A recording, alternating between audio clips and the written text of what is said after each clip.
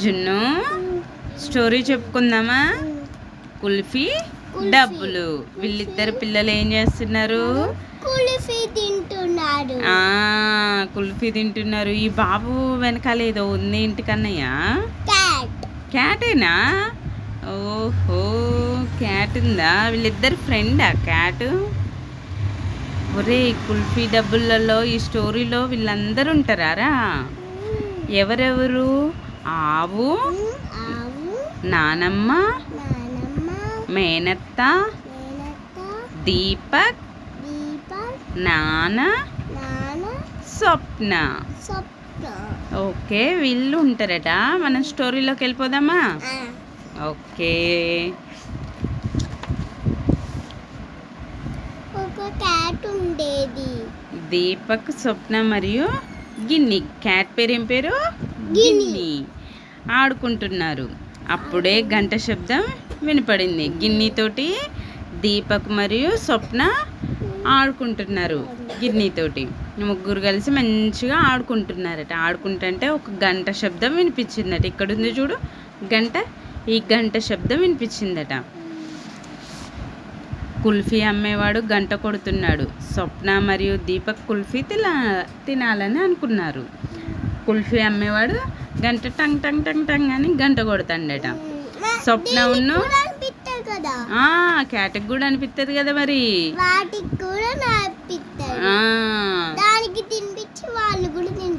అవునా? ఓ, అయితే స్టోరీ చూద్దామాగు ఎట్లా తిన్నారో వీళ్ళు. స్వప్న, గిన్ని, దీపకు తొంగి చూస్తున్నారు. ఆ గంట శబ్దం ఏంటా అని తొంగి చూస్తున్నారు. చాలా మంది పిల్లలు కుల్ఫీలు అమ్మేవాడి దగ్గర నిలబడ్డారు. కుల్ఫీ అమ్మేవాడు కుల్ఫీ ఇస్తున్నాడు. ఇగో చూడు, చాలా మంది పిల్లగాళ్ళు వచ్చిర్రా ఇక్కడికి. కుల్ఫీ అమ్మేవాడు కుల్ఫీలు ఇస్తాడు. వాళ్ళు డబ్బులు ఇస్తే కుల్ఫీ ఇస్తాడు. అప్పుడు దీపకు మరియు స్వప్న ఇద్దరు ఏం చేసిర్రు? వాళ్ళ అమ్మ దగ్గరికి వచ్చిర్రు. అమ్మ చూసేసరికి ఏం చేస్తుంది? నిద్రపోతుంది. అమ్మ దగ్గరికి దీపక్ మరియు స్వప్న వెళ్ళారు. అమ్మ నిద్రపోతూ ఉంది. అమ్మని నిద్రపోతుందని అమ్మని లేపకోకుంటే ఏం చేసిర్రు? స్వప్న మరియు దీపక్ నాన్న దగ్గరికి వెళ్ళారు. నాన్న ఆవుకు స్నానం చేయిస్తున్నాడు. నాన్న ఏం చేస్తుండు? ఆవుకి స్నానం చేయిస్తున్నాడు. అమ్మ పడుకుంది కదా అమ్మ దగ్గరికి వెళ్ళినప్పుడు, అందుకే నాన్న దగ్గరికి వచ్చారు. నాన్న దగ్గరికి వస్తే నాన్న ఏం చేస్తాడు? ఆవుకి స్నానం పోస్తున్నాడు.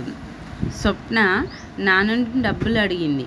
నానమ్మ దగ్గర నుండి తీసుకోమని నాన్న చెప్పాడు. స్వప్న ఏం చేసింది? నాన్న కుల్ఫీ కొనుక్కుంటాను, డబ్బులు ఇవ్వా అని అడిగింది. అడిగితే నాన్న ఏం చెప్పిండు? నానమ్మ దగ్గర ఉంటే వెళ్ళి తీసుకోండి అని చెప్పిండు. ఇప్పుడు స్వప్న ఉన్ను దీపక్ ఇద్దరు కలిసి నానమ్మ దగ్గరికి వెళ్ళారు. నానమ్మ వార్తాపత్రిక చదువుతుంది, న్యూస్ పేపర్ అట. నానమ్మ చదువుతుంది. నానమ్మని అడిగారు. నానమ్మ డబ్బులు ఇవ్వా, కుల్ఫీ కొనుక్కుంటామని అడిగారు. దీపక్ నానమ్మను డబ్బులు అడిగాడు. మేనత్త దగ్గర తీసుకోమని నానమ్మ చెప్పింది. వాళ్ళకి మేనత్త ఉంది కదా, వాళ్ళ డాడీ వాళ్ళ చెల్లి. మేనత్త దగ్గరికి వెళ్ళి తీసుకోమని చెప్పిందట వాళ్ళ నాయనమ్మ. ఇద్దరు కలిసి మేనత్త దగ్గరికి వెళ్ళారు. మేనత్త పైజామా కుడుతుంది. మేనత్త ఏం చేస్తుంది? పైజామా కుడుతుంది. ఎవరెవరు వెళ్ళారు మేనత్త దగ్గరికి? ఒక అబ్బాయి ఒక అమ్మాయి. అబ్బాయి పేరు దీపక్, అమ్మాయి పేరు స్వప్న. ఇద్దరు కలిసి మేనత్త దగ్గరికి వెళ్ళారు. మేనత్త ఏం చెప్పింది? మేనత్తను స్వప్న డబ్బులు అడిగింది.